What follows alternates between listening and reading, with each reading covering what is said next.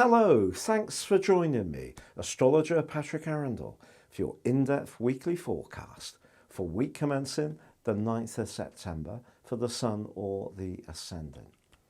If you've yet to subscribe to my channel, I'd be delighted if you did so now.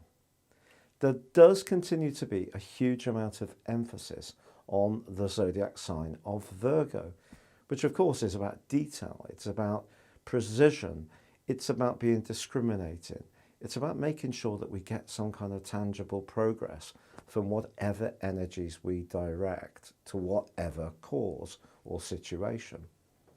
But this week, the Sun and Mars are forging respectively brilliant links with Pluto and Saturn in the other Earth sign of Capricorn.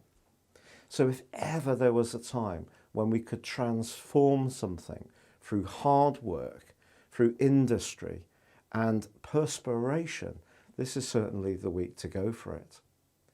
Now Mercury, which rules Virgo, is in a conjunction with Venus, but then as the week draws to a close, they both switch into the sign of Libra, which brings a more relating kind of energy to bear. But Saturday also sees a full moon. Now this occurs at 1536 BST in the sign of Pisces, but it's going to be forging a sextile to Pluto. There could be some kind of revelation. If we think about Virgo, it is about purity. Pisces is very spiritual, they're both mutable, but it's a more emotional, watery influence, Pisces.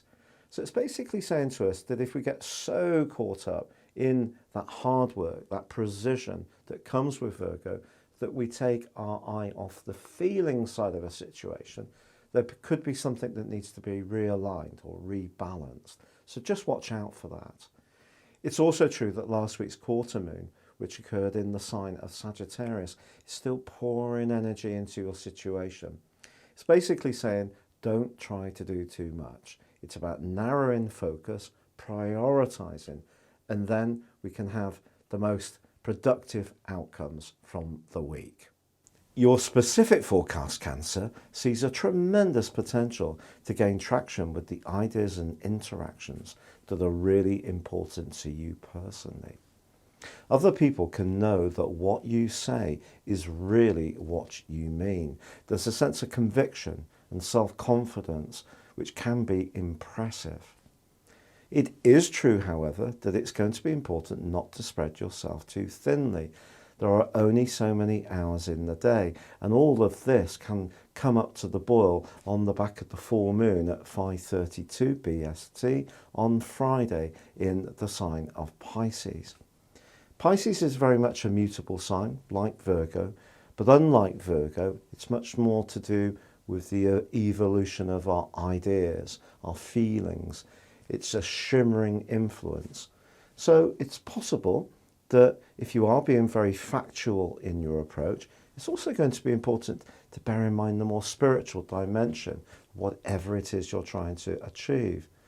With both Mercury and Venus relocating as this week draws to a close, after all that's been happening over the last few weeks, you may find yourself really happy to just sit back a little bit more and just recuperate as the week draws to a close. That may be through spending time at home or close loved ones, or perhaps going for a walk, a gentle walk in nature, anything which is really rejuvenating to you.